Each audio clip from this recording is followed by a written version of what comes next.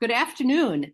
This is Pat Kent again from Raison d'Etre Opera with another Pat's Perspectives talk on upcoming and recent opera productions. And this afternoon, we're going to talk about the very recent production of Trouble in Tahiti, which was on a double bill with Service Provider, produced by the Minnesota Opera, and the upcoming production of A Cradle Will Rock by Mark Blitzstein. And that is produced by an opera theater at the Heart of the Beast Puppet Theater, correct? Do I have that right, Marco? Correct. And today I'm talking with Kyle Weiler, who directed the double bill at the Minnesota Opera. And I'm going to try this, Marco. I'm going to try to get the whole name, and you can tell me how bad I butchered it. Marco Antonio Real Darbeas. How did I do it? Yeah, very good. Very good, very good. Okay. Yeah. Graduate diction class did something for me, I guess. And the Trouble in Tahiti was written in 1951 and Cradle Will Rock in 1937. I've been captivated by Bernstein ever since I heard West Side Story. And I have to tell you a little story about trying to get tickets to Candide when I was in grad school in New York, and being at the tickets counter in Times Square, where you get the half price. And I wait and I wait and I wait. I'm in a line for about an hour and a half. And I get up and I say, want 2 tickets to Candide. And they said, we have 1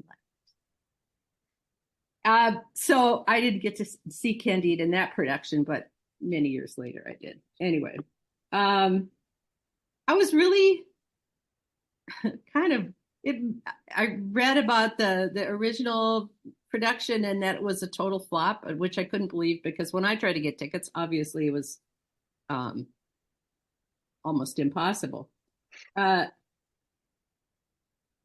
Blitzstein's The Cradle Will Rock, on the other hand, was a cause célèbre when the first performance was shut down by the WPA, probably for anti-government and pro-union themes, only to have the actors and audience march down the street to another theater and mount a guerrilla production with a beat-up piano and the actors in the audience getting around the union regulations.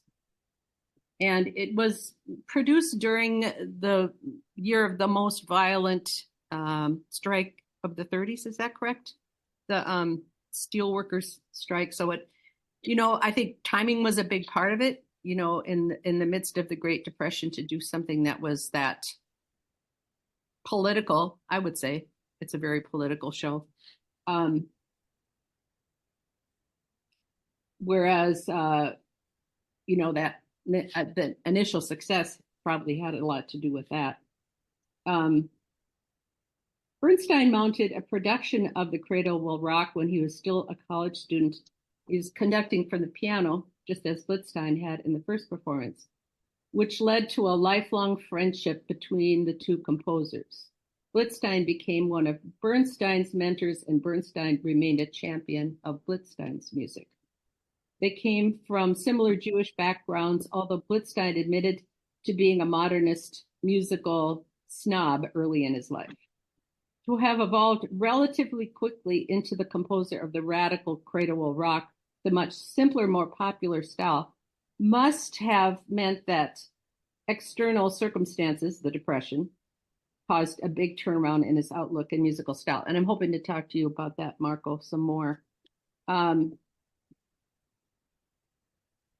always thought that Bernstein, in contrast, was kind of a musical sponge.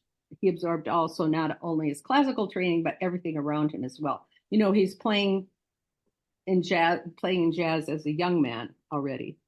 Kyle, I'd like to ask you a little bit more about Trouble in Tahiti, specifically about Bernstein's musical language. When I heard it a few weeks ago, it struck me that it was maybe less radical in some musical aspects than, say, West Side Story. Or maybe it was a step along the way. How would you characterize the musical language, both in orchestration and in the vocal setting? Sure. we're starting with big questions. Well, just really quick. So I grew up as a dancer and got my degree in dance from the Juilliard School, actually. And so Cool. I was always physicalizing Bernstein's music my entire Mm-hmm. life. I did the international tour of West Side Story for 2 years. Wow. I was dance captaining and teaching and navigating, these huge orchestrations. And so when I flipped over to the opera world and started looking at Trouble in Tahiti, it immediately started like living inside of my body. Hello. Um, and so I don't know, it just made me start to move immediately because I saw the similarities. And I think that you're right. From my perspective, Trouble in Tahiti was a step, um, you know, in the fullness of what his orchestrations could do. Um, I think it's interesting his dip into the jazz language and this jazz trio. Mm-hmm. Um, and to me, I don't know if it's true, but it feels like he's like trying on the lens of like, if I'm an opera composer, how would I lean into the jazz world without really actually doing it? And so we talked at lengths about even the syllables that we're scatting are like, we're talking about sofas and automobiles and all these things that almost get to some meaning but stay impressionistic at the same time. And I think that's what the score feels like. It feels a Okay. little bit impressionistic to me. Okay. Yeah. Cool. So Marco, I was going to say I saw a production. It was a good production of The Cradle Will Rock some years ago by the Frank Theater, but I think the production stuck with me a little bit more than um, the musical language. So I just have impressions of that. So can you talk a little bit more about uh, Blitzstein's musical language, especially as a person who studied with Boulanger and Schoenberg? It seemed to be like a pretty fast evolution from that to the style of The Cradle Will Rock. Yeah. So yeah, as you mentioned, Blitzstein, I think, is the only student to have studied with both Boulanger Is that right? Wow. and Schoenberg. Yeah, because they were polar opposites in many ways in their musical language and perspectives. Mhm. And I think geopolitics had something to do with that too. World War One and World War Two, and all that. But what's interesting is that Blitzstein, in a way, his musical language, it's really actually quite varied. And in the way that he uses different styles of music, I think, kind of helps say something about the characters. So, I mean, I have a little thing here. That Maul, the first character that we see, there's a lot of blues, and then the following scene includes jazz and waltz. Uh, the mission scene where we have the Reverend, he quotes Bach. And then there's a lot of vaudeville going on with some of the characters like Croon Spoon, and the hotel lobby scene with the artist and the painter, and the musician. Um, uh, Harry the druggist in his scene, there's like a pastoral melody. Gus and Sadie, the victims of the anti-union bombing, they use Jewish melody. There's bolero, there's tango, there's Oh my rumba, and gosh. so like there's a wide range of musics that kind of that Blitzstein brings into the opera, and I think that's actually part of why he was able to really make opera American, like just using the stuff that was around as opposed to, because I think up until then, and Bernstein was a part of this too, everything Yeah. was seen as coming over from Europe, Right. and finally we get something that's something that Dvorak had been saying, generations before, you got to look to what's here. Um, but yeah, that's the way that Blitzstein, I think, brought the whole work together. That brings me what I I'm getting off my prepared notes here, but what it seems to me is I'd like to ask you in terms of these two works, um, if they're in your head and your brain, they're opera, not musical theater. Not that there's a bright line between the two. And to me, it's so interesting that these two men were really trying to create something American, like Gershwin with Poor Game Best. They're really trying to forge a path. And they both have, very European training. Bernstein was educated in this country, but from very much European models. And I'm so like, I find that so compelling. So I'm just going to ask all y'all, Gary too, about this whole new paradigm of a really an American art form. Well, kind of related. I think it has to do a lot with Blitzstein's assertion that really he wanted to write music for the people, whatever that means. I mean, he had a problem with the terms pop or popular music and then serious music because it's, I guess, in a way, he must have thought it's all music, and what it is that you're using it for. Interesting note, also that I think we have to keep in mind that both Bernstein and Blitzstein were Curtis grads, different years, but I think maybe something being in Philly. I don't know, Philadelphia and the Liberty Bell there. I don't know. I mean, sometimes a lot of the influence is just because of the stuff that's around you. So That's true. That's true. Yeah. It definitely feels like it, from my knowledge, Blue Skies was an early influence of Bernstein from a very, very young age, and he took that song apart over and over again. And from there, it seemed like it was a mission to create a new American language of opera and musical theater, and knowing that the two could blend together in a way that was distinctly American. I think in a way that Copland also attempted to do, but yeah, I do think it was a mission to make an American sound with his work. And there's something about sorry, just really quickly, something to say about just the time. Copland, it is said that Blitzstein belonged to this group of composers that were part of the Great Depression, and there was this one composer's name is Eisler, and it was said that without Eisler, there's no Copland Lincoln Portrait, and then without Blitzstein, there's no Bernstein West Side Story. So like really tying that together. Yeah. I've sung some Eisler songs, so yeah, and he wrote a lot of film scores too, right? Eisler did. Yeah. Gary, anything you want to throw into that mix? No, I just have a forgive me, I woke up with laryngitis yesterday morning, so I'm kind of froggy today. And I'm going to keep this brief, except to say that one of the things that has always inspired me about these two men is what seemed like an implicit resistance to labels, to the hard, as you said, Pat, to the hard lines between genre, and that they both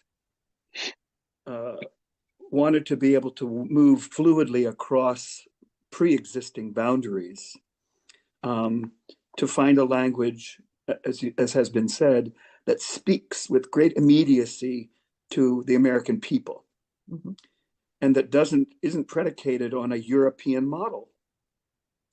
It's interesting to me that we're still struggling with those attachments to all that European stuff, even as it becomes more and more obviously problematic in every way. In some ways, we still rush back to the standard repertoire. Yep. And I'm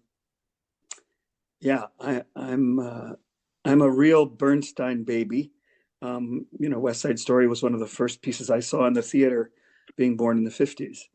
And then Blitzstein came into my life very quickly after that, because I was I was primed to go to Vietnam. And as protest and as politics are voiced in the theater, Blitzstein and Weill came into my life strongly as voices of social consciousness. So Bernstein's not left out of that equation either. And I think, as Marco, you said, borrowing from the whole, as we say up here in Minnesota, smorgasbord of styles, to create connections with audiences of various kinds is, to me, that's always been so exciting about both of these guys. Yes, Bernstein had a 800-page FBI dossier about him, and Blitzstein was the House Un-American Activities Committee investigated Blitzstein. I mean, they were pronounced at least avowed lefties, and with a social consciousness. Certainly, Bernstein had a sharply critical view of capitalism, Blitzstein, sorry, had a profoundly negative view of capitalism, which had just dramatically failed, and corporate greed. Can I ask you to talk, Marco, a little bit more about the messaging in The Cradle Will Rock and its contemporary relevance? Sure. Interesting, because I think a lot of Blitzstein's perspectives really come from, in a way, his family. He was, from a Russian immigrant family, but from the socialist, political side of things, which kind of led to the fact that his grandma was the only one who was able to read and write in the village where they were from. I mean, and I think that's something that gets lost in our political discourse, is that, and a controversial point here is that socialism, at least in theory, is a lot more egalitarian than American democracy. So they didn't have the issue of gender or race the way that, let's say, Americans do. I mean, they have other problems. Everyone has, their baggage or history to deal with.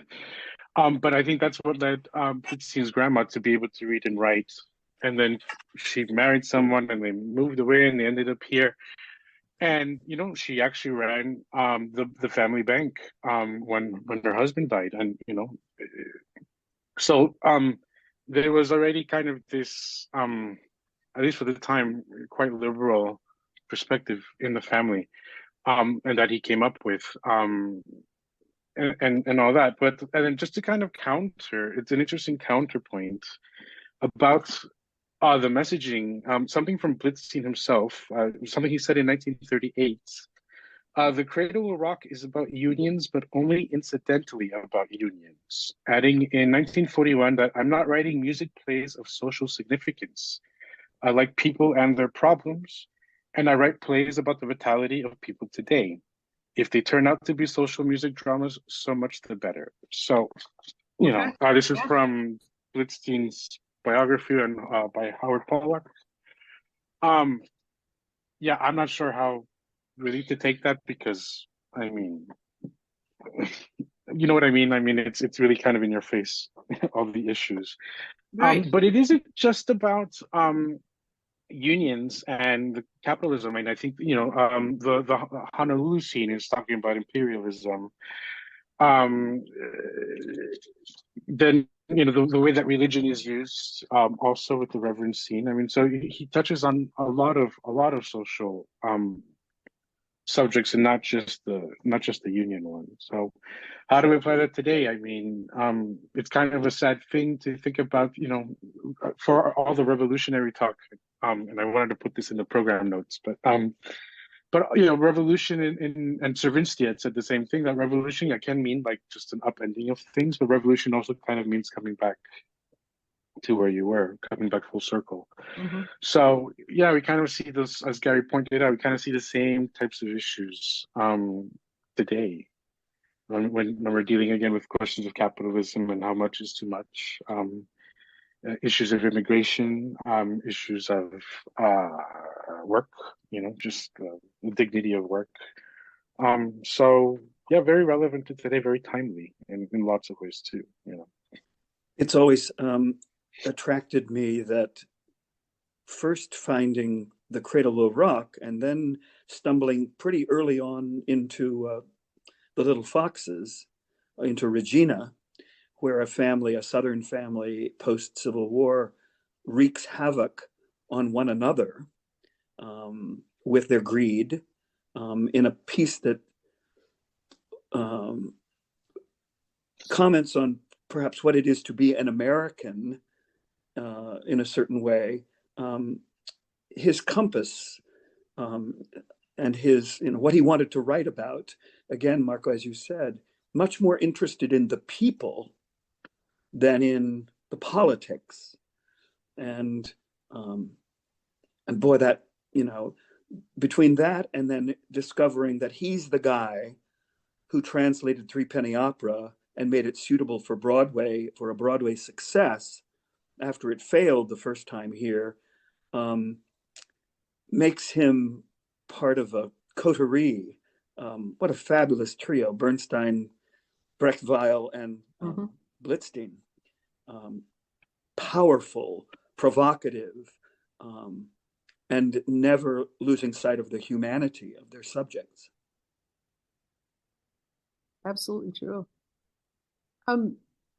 If I could turn back to Troubled Tahiti for a second, of course, if you look at them as a social mirror, let's say, the Cradle Will Rock is very much, you can see it being produced in the Great Depression and reflecting the issues that people were dealing with in the Great Depression. And I would say Troubled Tahiti is very much kind of a mirror of the 1950s post-war, and America's very different between those two periods. The issues that people are looking at are much different, and I felt like Trouble seemed to point a finger at both post-war materialism and sexism, actually, and I felt that it was a really, okay, so this is before the feminist revolution of the 60s and 70s, and his portrayal of this kind of tragically fraying marriage. I think he depicts the wife with great sympathy. And I loved your staging of that, Kyle, in that I thought that she was portrayed in such a sympathetic way. I'd love to talk about how you saw the kind of sexual stereotyping Bernstein shows us in this intimate story. I mean, to me, it seemed like the husband was very kind of stylized and narrow, and she was a much more fleshed out character. Yeah, we talked at length about how do you bring this story to a modern day audience, and keep just enough openness for the reality of both of these humans, right? It's so easy to just jam him into one lane, and more often than not, the score is telling us that is the lane that he's walking in. Okay. And so I thought about my grandparents and their relationship a lot, and it was really about trying their best to play the roles that society is telling them that's going to lead to happiness and success. Okay. And she has a harder relationship with playing that role. I think she wants to talk about it. She wants to say, this isn't working for me. Sam is based on obviously Bernstein's father, who is also named as Sam, he knows that this is the path, and he's harder to chisel away at. I think by the end, a little piece of him has broken a little bit, and you can see the reality that this is not working. This is not the way. I thought it was really interesting that how they spend their days at the same time. She goes to, seek therapy, and it was a time, obviously, when we were medicating housewives for just not being happy, as opposed to let's talk about why are you not happy? What's going on?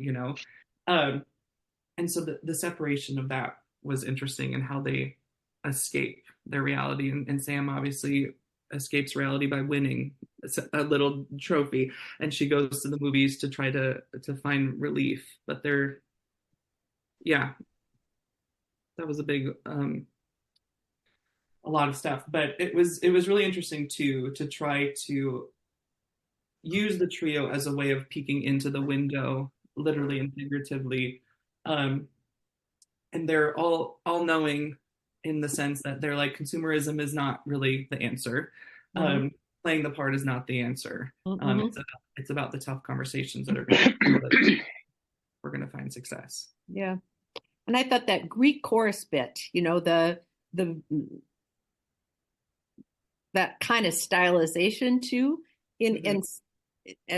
on such a short work. I mean, it to me, it made it more potent, you know, for because you're trying to say a lot in a very short period of time. You have these people who are commenting that are kind of pointing you in the direction that Bernstein wants to point you in. I guess I just I want to hear about next projects and next interests of yours. I know that Marco and Gary are going to be working very soon on The Cradle Will Rock, and I find it so interesting to talk about these composers who aren't new anymore. They're both deceased, but they still have this kind of I'll use the word potent again, influence on American music. And I don't know, the path forward. That's very open-ended, I'm sorry, but that's how I want to do it. Yeah, I am kind of newly-ish still back in the Twin Cities. I was away for a long time doing the show Hamilton for almost 5 years. Oh, wow. And I just was missing my creative life so much. I was so creative growing up here, and then once you get the gig and you ride the gig for a long time, you kind of, I don't know, I just missed it way too much. And so the goal coming back here was to diversify what I was doing literally day to day, month to month. And so I worked on creating a brand new opera about Alan Turing in Chicago that premiered at the Harris Theater last spring. And from that, was asked to join this season of Minnesota Opera. And I still am performing regularly. And so I think for me, it's about jumping into opera, music, theater, plays, anything, knowing that at the end of the day, they're all pretty much the same. I think that's what's interesting, is that we talk about how different they all are. And at the end of the day, it's kind of the same. And I think that's one of my biggest mission statements, is that, like Bernstein, who is like so expansive and is it's not this or that. It is, love is expansive. It's all the things. It's all the things. And I think that's what I would love to continue doing. I don't know what that looks like, but I would love to continue doing that.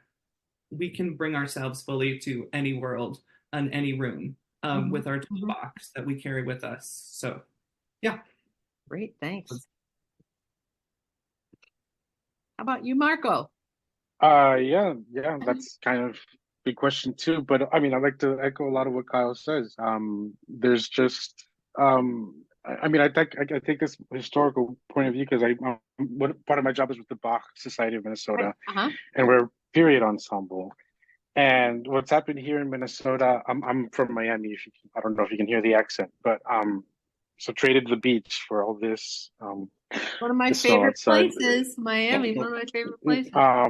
But what happened here is that there's such a great community of art here compared to Miami, sorry.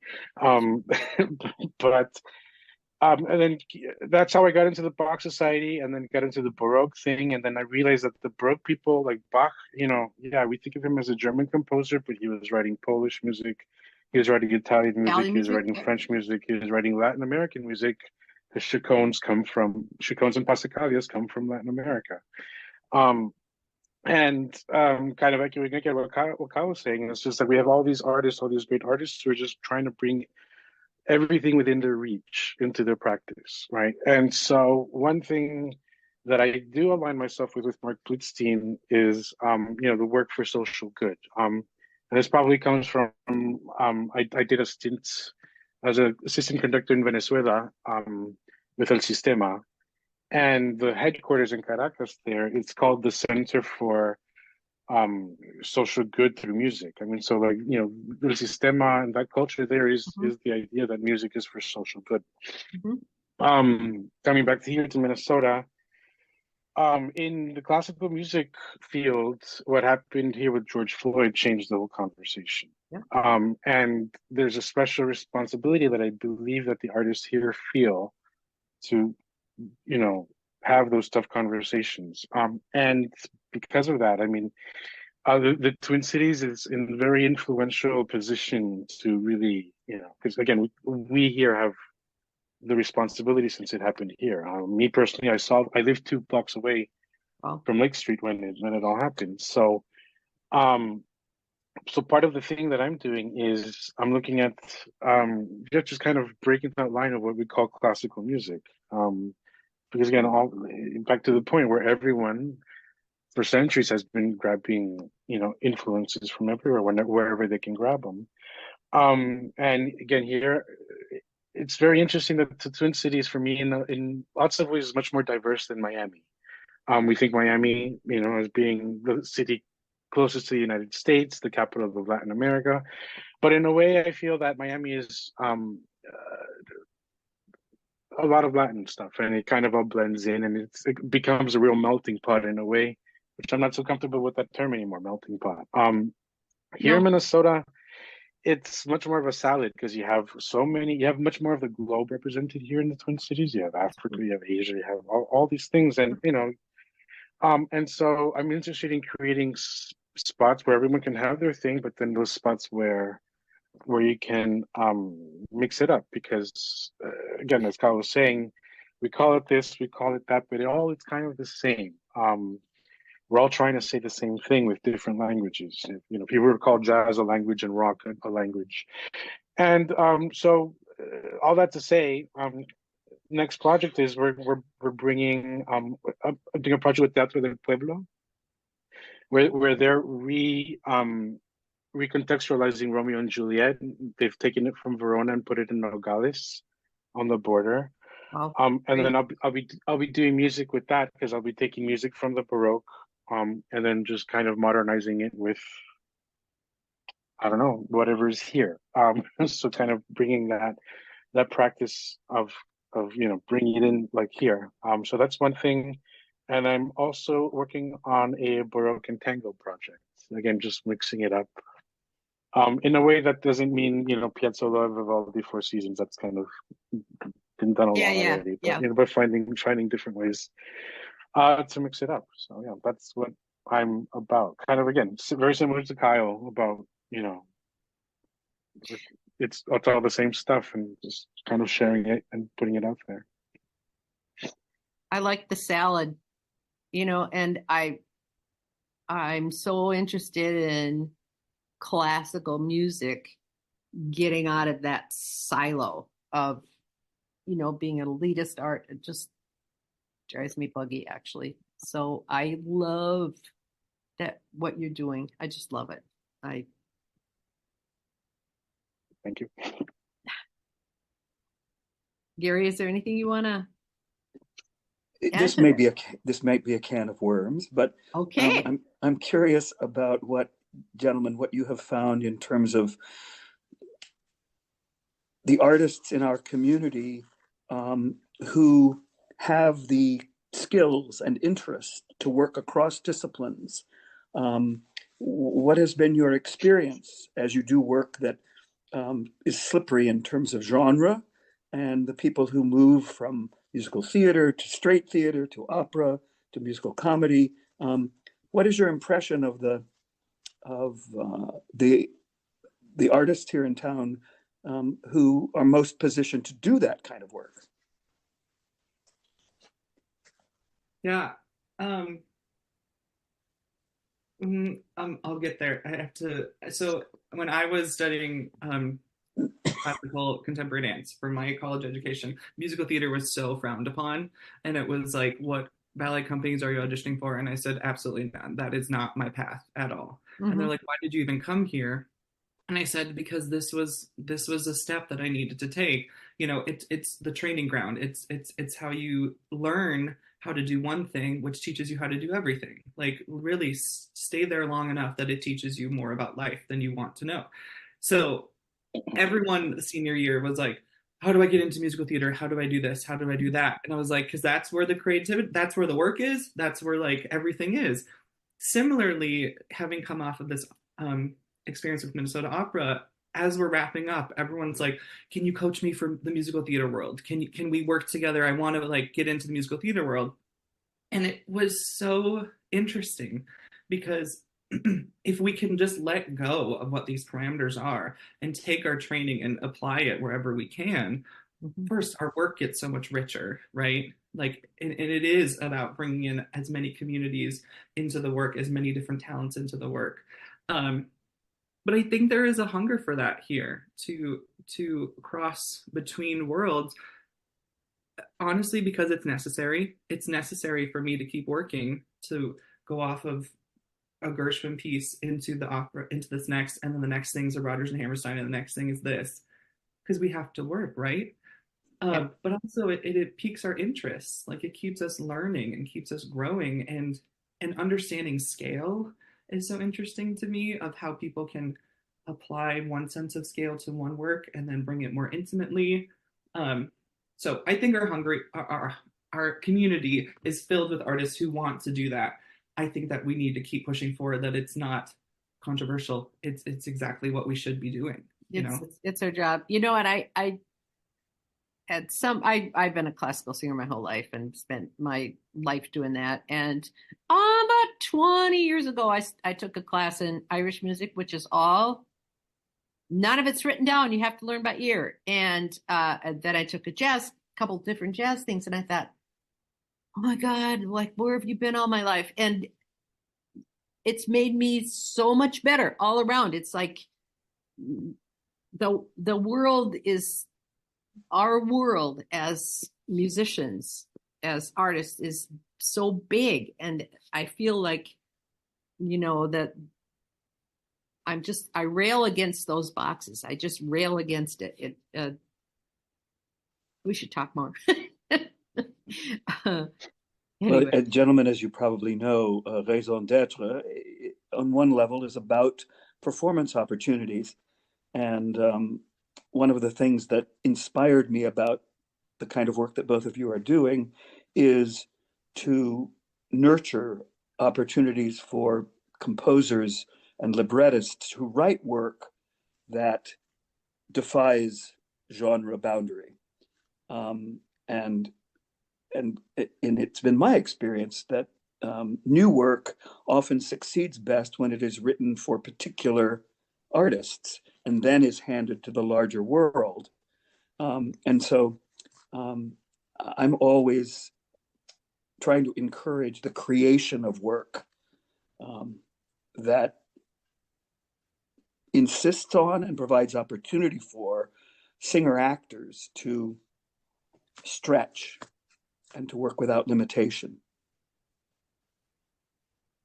And so our raison d'etre next project, I should put that little commercial in there, will be a production of The Village Singer by Stephen Paulus on May 25th. Am I right, Gary? I got that right? It's just been such anything you would like to add in conclusion to this conversation, which I'm really going to have trouble letting go of. I probably should. Just a fun fact that in the score, it says Bernstein's Trouble in Tahiti is dedicated to Mark Blitzstein. So just to kind of bring it all back together.